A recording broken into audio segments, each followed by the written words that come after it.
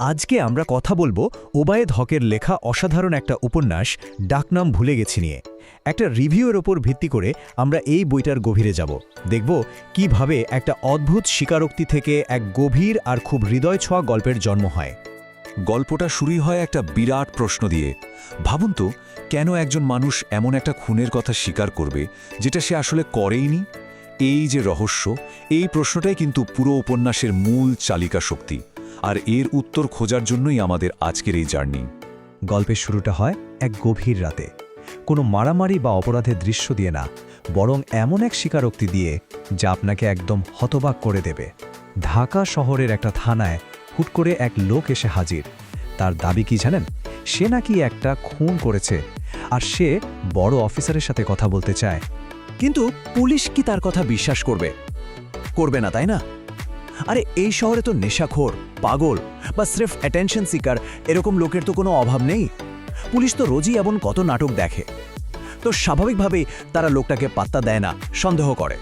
আর এই যে অবিশ্বাস, এখান থেকেই কিন্তু গল্পের আসল জটিলতাটা শুরু হয়। তাহলে প্রশ্ন হলো, লোকটা কেন এমনটা করল? এই স্বীকারোক্তির আসল কারণটা বুঝতে হলে আমাদের কিন্তু গল্পের গভীরে যেতে হবে, ফিরে যেতে হবে কয়েক দশক পেছনে। কারণ গল্পের যে মূল চরিত্র হাসান, তার আজকের এই অবস্থার পেছনের কারণটা লুকিয়ে আছে তার যন্ত্রণাময় অতীতে। হাসানের জন্ম হয়েছিল ঢাকার আরমানিটোলার এক সম্ভ্রান্ত পরিবারে। তার বাবা ছিলেন একজন শিক্ষক, আর তাদের পূর্বপুরুষদের একসময় জমিদারিও ছিল। কিন্তু এত ভালো পরিবারে জন্মেও স্কুলে হাসানের জীবনটা একদমই ভালো কাটেনি। ও ছিল খুব শান্ত স্বভাবের, আর এই কারণেই তাকে শারীরিক আর মানসিক দুইভাবেই অত্যাচারের শিকার হতে হতো। এরপর তার জীবনে নেমে আসে একটার পর একটা বিপর্যয়। তার অন্তঃসত্ত্বা মা একটা ভয়ঙ্কর দুর্ঘটনার শিকার হন। মায়ের চিকিৎসার খরচ জোগাতে তাদের ঢাকার বাড়িটা পর্যন্ত বিক্রি করে দিতে হয়। এরপর তারা গ্রামে একটা পুরনো জমিদার বাড়িতে গিয়ে আশ্রয় নেয়। কিন্তু শেষ রক্ষা আর হয় না।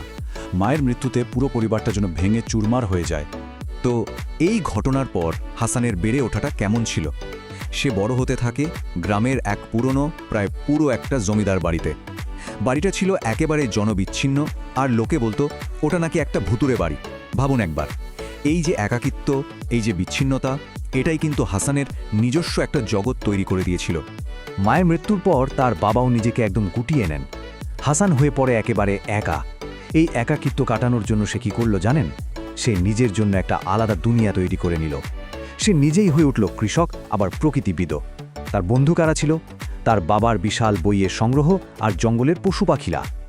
বাইরের দুনিয়া মানে সমাজ, তাদের এই পরিবার আর ওই অদ্ভুত বাড়িকে সবসময় এড়িয়েই চলত। আর এখানেই লেখক প্রাতিষ্ঠানিক শিক্ষা ব্যবস্থার একটা দারুণ সমালোচনা তুলে ধরেছেন। একদিকে দেখুন, স্কুলের অভিজ্ঞতা হাসানের জন্য ছিল একটা ট্রমার মতো, যা তার শেখার আগ্রহকেই হয়তো নষ্ট করে দিচ্ছিল।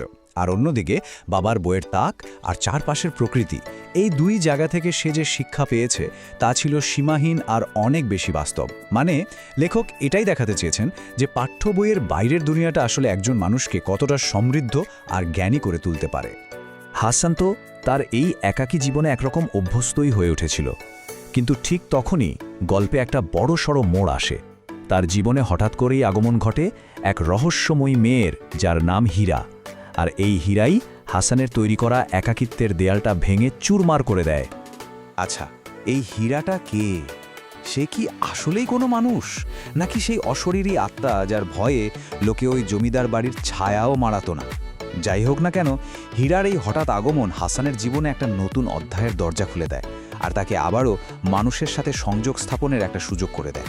হীরার আশাটা হাসানের জীবনে শুধু একটা ছোটখাটো পরিবর্তন ছিল না, এটা ছিল তার জন্য একটা নতুন জন্ম।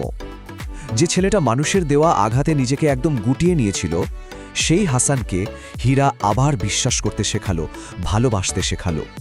সত্যি বলতে তাদের সম্পর্কটা শুধু প্রেম ছিল না, এটা ছিল দুটো একা আত্মার একে অপরকে খুঁজে পাওয়ার একটা গল্প। আর এই গভীর বন্ধনটাই হাসানকে সেই শক্তি দেয় যা দিয়ে সে তার অতীতের মুখোমুখি হতে পারে। এই সম্পর্কের টানেই সে আবার ফিরে যায় সেই ঢাকা শহরে, যে শহর থেকে সে একরাশ কষ্ট নিয়ে পালিয়ে এসেছিল। তো এই যে এত সুন্দর একটা গল্প, লেখক ওবায়েদ হক এটা কিভাবে বুনেছেন, চলুন এবার সেদিকে একটু নজর দিই। সত্যি বলতে এই উপন্যাসের প্রত্যেকটা পাতায়, প্রত্যেকটা লাইনে তার লেখার একটা জাদু আছে, যা পাঠককে একদম শেষ পর্যন্ত মন্ত্রমুগ্ধ করে রাখে। রিভিউতে যেমনটা বলা হয়েছে তার উপমার ব্যবহার এক ধরনের ছন্দ তৈরি করে।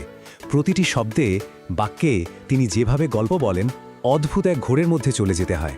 এই যে একটা সম্মোহনী শক্তি, এটাই উভয়ধকের লেখার সবচেয়ে বড় বৈশিষ্ট্যগুলোর একটা।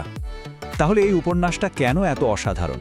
কারণ এখানে প্রকৃতির বর্ণনাগুলো এতটাই জীবন্ত যে মনে হবে সবকিছু চোখের সামনে ঘটছে। চরিত্রগুলোর মনস্তাত্ত্বিক দিকগুলো এত গভীরভাবে তুলে ধরা হয়েছে, আর সেই সাথে আছে শিক্ষা ব্যবস্থা আর সামাজিক কুসংস্কার নিয়ে খুব ধারালো কিছু মন্তব্য। সবচেয়ে বড় কথা কি জানেন? এখানে কোনো চরিত্রই অপ্রয়োজনীয় নয়। প্রত্যেকটা ছোট ছোট চরিত্রেরও গল্পের মধ্যে একটা গুরুত্বপূর্ণ ভূমিকা আছে, আর এটাই বইটাকে আরও অনেক বেশি সমৃদ্ধ করেছে। আর এই সব কিছু মিলিয়েই রিভিউতে বইটিকে 5-এ 5 রেটিং দেয়া হয়েছে, যা থেকে বোঝাই যায় এই উপন্যাসটা পাঠকদের জন্য একটা অসাধারণ এবং মনে রাখার মতো অভিজ্ঞতা হতে চলেছে। গল্পের শেষে কাহিনীটা আবার ঢাকায় ফিরে আসে, আর সেখানেই বৃত্তটা সম্পূর্ণ হয়। মনে আছে শুরুতে যে প্রশ্নটা ছিল, সেই মধ্যরাতের স্বীকারোক্তি, অবশেষে সেই রহস্যের জট খোলে। কিন্তু এই রহস্যের সমাধানটা কোনো সাধারণ ডিটেকটিভ গল্পের মতো নয়। এর সাথে মিশে আছে তীব্র আবেগ আর বুক ভেঙে দেওয়া কষ্ট। পাঠক তখন গিয়ে বুঝতে পারে কেন একজন সম্পূর্ণ নিরপরাধ মানুষ একটা খুনের দায় নিজের মাথায় তুলে নিতে চেয়েছিল।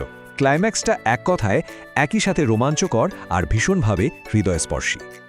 আর সবশেষে এই উপন্যাস আমাদের সামনে একটা খুব গভীর প্রশ্ন রেখে যায়। জীবন তো আমাদের কতই না ভূমিকায় অভিনয় করতে বাধ্য করে, তাই না? এই নানা রকম চরিত্রে অভিনয় করতে করতে আমরা কি একসময় নিজেদের আসল পরিচয়টাই ভুলে যাই? আমরা কি আমাদের নিজেদের যে ডাকনাম সেটাই হারিয়ে ফেলি?